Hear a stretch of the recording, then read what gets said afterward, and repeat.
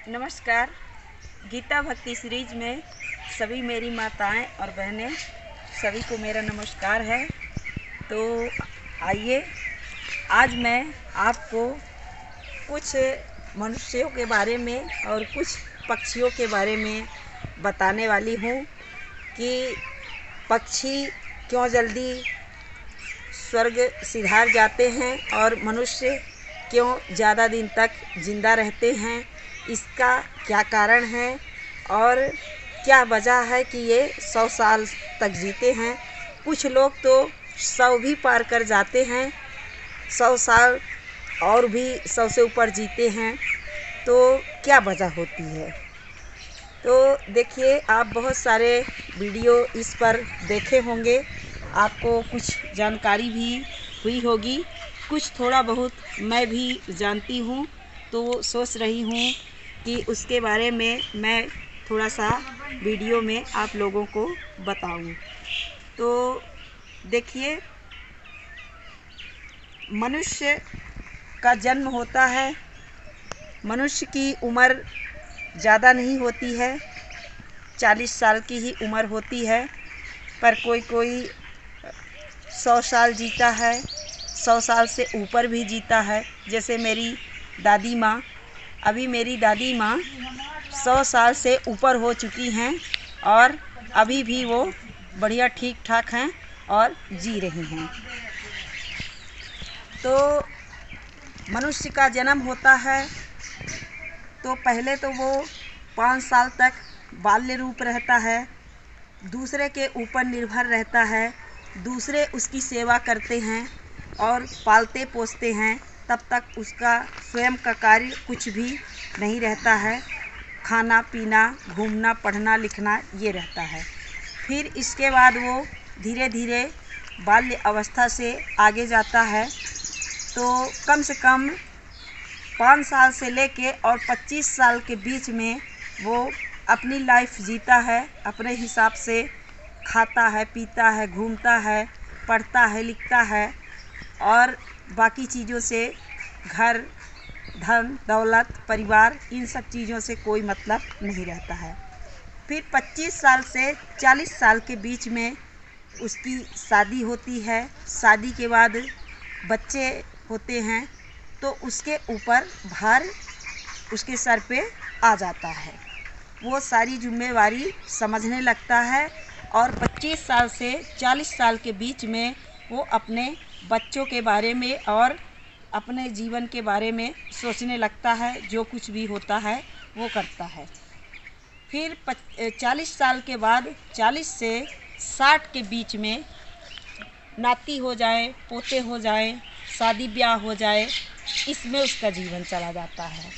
बाकी बचता है 40 साल। 40 साल की उम्र उसकी क्या होती है? अभी तक तो वो स्वयं अपने पर निर्भर था, स्वयं अपना कार्य करता था और अपने परिवार का भरण पोषण और उसकी जिम्मेवारी निभाता था। 60 साल के बाद अब उसको ज़रूरत होती है दूसरे की। तो देखिए, ये तो यमराज के यहाँ गलती करके हम लोग उम्र एक्स्ट्रा मांग के आए हैं, तो वो तो हम लोगों को बोझ उठाना ही पड़ेगा। तो देखिए, जब यमराज के यहाँ सारे लोगों को उम्र बांटी जा रही थी, जैसे मनुष्य को भी, पक्षी को भी, गधा को भी और कुत्ते को भी, ये सभी लोग यमराज के पास इकट्ठे थे। तो यमराज ने मनुष्य को मात्र 40 साल की उम्र दी। मनुष्य को संतोष नहीं हुआ। कुत्ते को भी 40 साल की उम्र दी। तो कुत्ता बोला कि क्या करेंगे 40 साल की उम्र लेके, हमको तो दूसरे के द्वार पर ही बैठना है।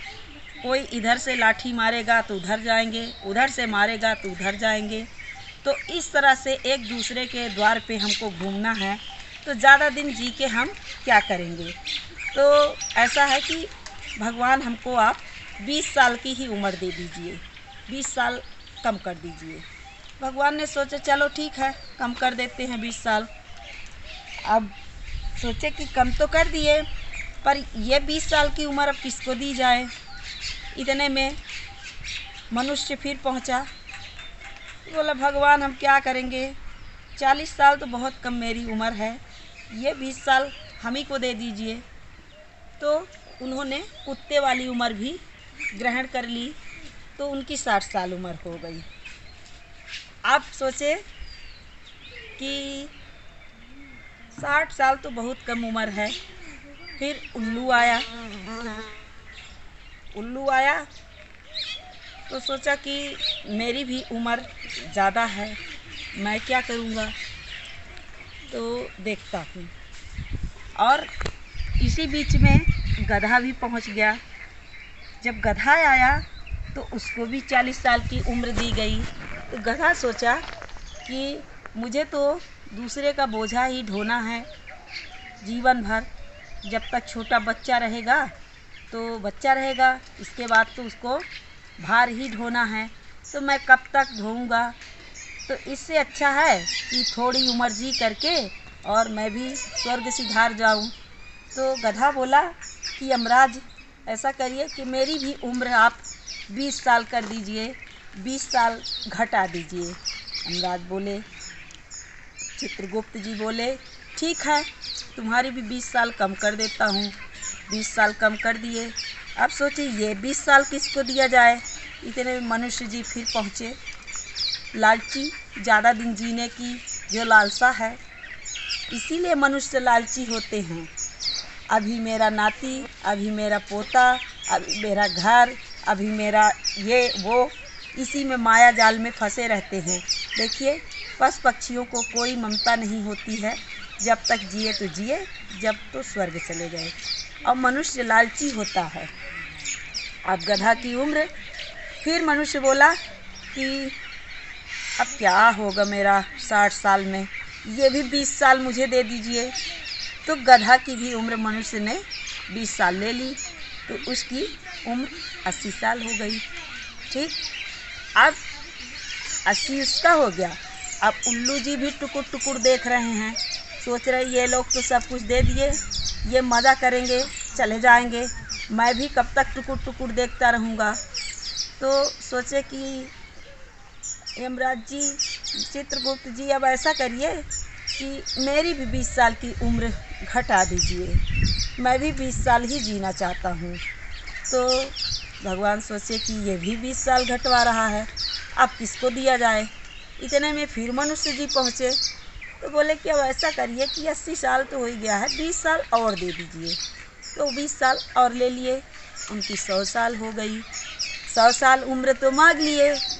अब 40 साल वैसे चला गया, 60 साल तक खींच लिए। अब जो बचा 40 साल, तो वो उम्र बची किसकी, गधे की और उल्लू की। तो अपने परिवार का बोझ ढोए, जब तक ढो पाए, 80 साल तक ढोए। फिर नहीं ढो पाए तब भी थोड़ा बहुत मेहनत करते थे। देखे होंगे बुजुर्ग लोग भी शांत कहाँ बैठते हैं, वो कुछ ज़्यादा ही काम करते हैं, ये वो अपना करते रहते हैं। फिर जब 80 साल के हो जाते हैं तो 2 जन लग के उनको पकड़ के उठाते हैं और कुर्सी पे बैठाते हैं, और तब तक वो चुपचाप देखते बैठे रहते हैं, टुकुर टुकुर निहारते रहते हैं, जैसे कि उल्लू देखता है। तो उल्लू की तरह वो जीते हैं 80 से 100 साल के बीच। तो टुकुर टुकुर देखते रहते हैं, जब उनको कोई खाना लाएगा, जब उनको कोई पानी लाएगा, तब वो खाना खाएंगे, तब पानी पिएंगे। यहाँ तक कि कुछ लोगों को तो खिलाना भी पड़ता है। आजकल तो ऐसा विज्ञान और ऐसा खान पान हो गया है कि 80 के बाद तो मुश्किल ही है कि आदमी अपने से खा पाएगा और पानी पी सकेगा। दवाई गोली के बल पे और दूसरे के बल पे ही वो 20 साल की उम्र और जी सकता है। इसलिए कोशिश मनुष्य भी यही करे कि भगवान हाथ पाँव रहते और हाथ पाँव चलते, कम से कम 60 साल के बाद हम भी ऊपर चले जाएं तो अच्छा है। इतने में सारे काम हमारे पूरे हो जाएंगे। तो लालच बुरी बलाए, दूसरे के उम्र मांग करके और हम लालची बन गए। 100 साल जीना चाहे तो इस तरह से मनुष्य की उम्र 100 साल होती है। पशु पक्षियों की उम्र कम होती है, और भी पक्षियों की और भी कम होती है।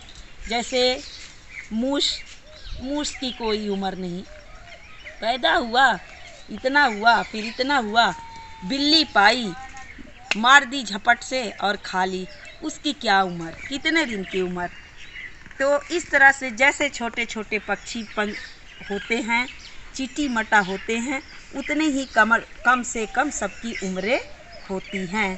तो देखिए, जब तक हमारा जीवन है और जब तक हाथ पांव चल रहे हैं तो कुछ हम लोग भी अच्छा कर्म करें और अच्छा ही सोचें। बाकी तो फिर 60 साल के बाद बैठना ही है, दूसरे के ऊपर हम लोगों को निर्भर हो जाना है।